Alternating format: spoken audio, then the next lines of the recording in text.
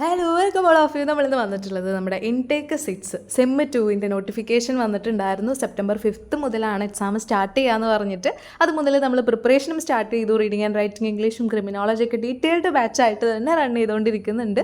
പക്ഷേ നമുക്ക് കുറച്ചുകൂടിയും ടൈം കിട്ടിയ പോലെ, ടൈം ടേബിൾ വന്ന സമയത്ത് കുറച്ചുകൂടിയും ടൈം കിട്ടിയ പോലെ തോന്നിയിട്ടുണ്ട്. കാരണം കഴിഞ്ഞ എക്സാംസ് വെച്ച് നോക്കുന്ന സമയത്ത് ഇപ്രാവശ്യത്തെ എക്സാംസിന് ഗ്യാപ്പ് വരുന്നുണ്ട്.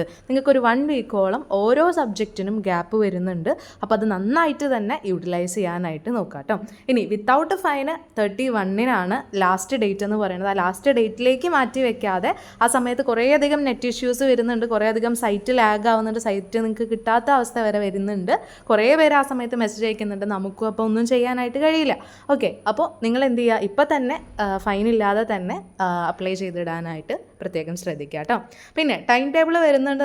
ടൈം ടേബിൾ നോക്കിക്കഴിഞ്ഞിട്ടുണ്ട് എന്നുണ്ടെങ്കിൽ നിങ്ങൾക്ക് അറിയാൻ പറ്റും ഏകദേശം ടൈം ഗ്യാപ്പ് വരുന്നുണ്ട്. ഓരോ സബ്ജക്റ്റിനും ആയാലും BA ഇംഗ്ലീഷ് ആയാലും ഏത് കോഴ്സ് ആയാലും ടൈം ഗ്യാപ്പ് വരുന്നുണ്ട്.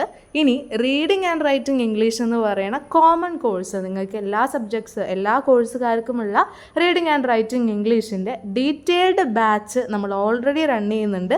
അതിൽ ബാച്ച് 1ഉം ബാച്ച് 2ഉം സക്സസ്ഫുള്ളി റൺ ചെയ്തുകൊണ്ടിരിക്കുകയാണ്.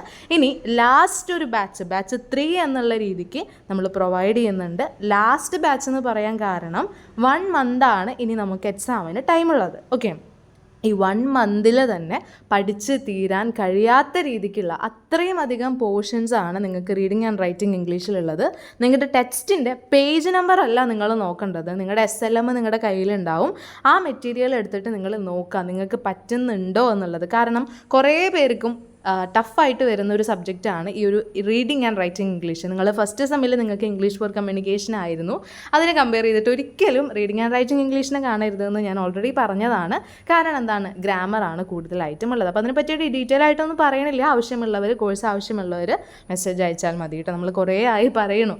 ഓക്കെ, ഇപ്പോൾ നമ്മൾ വന്നിട്ടുള്ളത് ടൈം ടേബിൾ നിങ്ങൾക്ക് ഇൻട്രൊഡ്യൂസ് ചെയ്യാൻ വേണ്ടിയിട്ടാണ്. അറിയാത്തവരാണെന്നുണ്ടെങ്കിൽ അറിഞ്ഞോളാൻ വേണ്ടിയിട്ടാണ്. പിന്നെ ഫൈനില്ലാതെ തന്നെ നേരത്തെ തന്നെ അപ്ലൈ ആക്കിയിടാൻ നോക്കുക. റീഡിങ് ആൻഡ് റൈറ്റിംഗ് ഇംഗ്ലീഷ് മാത്രമല്ല, BA സോഷ്യോളജി ആണെന്നുണ്ടെങ്കിൽ എല്ലാ സബ്ജക്ട്സും നമ്മുടെ കയ്യിൽ അവൈലബിൾ ആണ്. ക്രിമിനോളജി ആണ് ഓപ്ഷണൽ സബ്ജക്റ്റ് ആയിട്ട് നമ്മൾ പ്രൊവൈഡ് ചെയ്യണത്. അപ്പോൾ ക്രിമിനോളജി ചൂസ് ചെയ്തിട്ടുള്ള ആളുകൾക്കും reading and writing English choose ചെയ്തിട്ടുള്ള ആളുകൾക്കും ഡീറ്റെയിൽഡ് ബാച്ചസ് ആണ് വരുന്നത്. അതല്ല, ബാക്കിയുള്ള BA സോഷ്യോളജിയിലുള്ള ബാക്കിയുള്ള 2 സബ്ജക്ട്സ് ഉണ്ടല്ലോ, സോഷ്യോളജി ഇൻ ഹിന്ദിയും അതേപോലെ തന്നെ ജനറൽ ഇക്കണോമിക്സും, ഈ 2 സബ്ജക്ട്സിൻ്റെയും ജസ്റ്റ് പാസ് ബാച്ച് എന്നുള്ള രീതിക്കാണ് നമ്മൾ കണ്ടക്ട് ചെയ്യണത്. കാരണം ആ 2 സബ്ജക്ട്സ് എന്ന് പറയുമ്പോൾ അത്രയും അധികം പോർഷൻസ് തിയറി ആയിട്ട് പഠിക്കാനുണ്ട്. അപ്പോൾ ഈ ഒരു സമയം കൊണ്ട് അത്രയും തിയറി പഠിച്ച് തീർക്കുക എന്ന് പറയുന്നത് ഇമ്പോസിബിൾ ആയിട്ടുള്ളൊരു കാര്യമാണ്.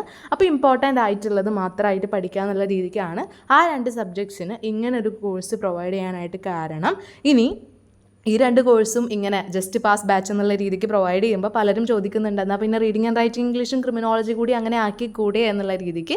പക്ഷേ നിങ്ങളുടെ ടെക്സ്റ്റ് ഒന്ന് എടുത്ത് നോക്കുക. റീഡിങ് ആൻഡ് റൈറ്റിംഗ് ഇംഗ്ലീഷിലാണെന്നുണ്ടെങ്കിൽ ഗ്രാമറാണ് വരണത്. സോ ഒരു പാർട്ട് നിങ്ങൾ പഠിക്കാതെ മറ്റൊരു പാർട്ടിലേക്ക് നിങ്ങൾക്ക് കടക്കാനായിട്ട് പറ്റില്ല. ഒരു പാർട്ട് എന്താണെന്നുള്ളത് അറിയാതെ, ആ ഗ്രാമർ അറിയാതെ, അതിൻ്റെ ബേസ് അറിയാതെ മറ്റുള്ള ആ ഒരു വീഡിയോയിലേക്ക് അല്ലെങ്കിൽ മറ്റുള്ള PDF-ലേക്ക് നിങ്ങൾക്ക് പോകാനായിട്ട് സാധിക്കില്ല. നിങ്ങൾക്കത് മനസ്സിലാവില്ല. ഓക്കെ, അപ്പോൾ താല്പര്യമുള്ളവരാണെന്നുണ്ടെങ്കിൽ താഴെ കാണുന്ന നമ്പറിൽ കോൺടാക്ട് ചെയ്തോളൂ. ഡീറ്റെയിൽഡ് ക്ലാസ്സസ് ആണ്, അതും വളരെ കുറഞ്ഞ ഫീസിലാണ് വരുന്നത്.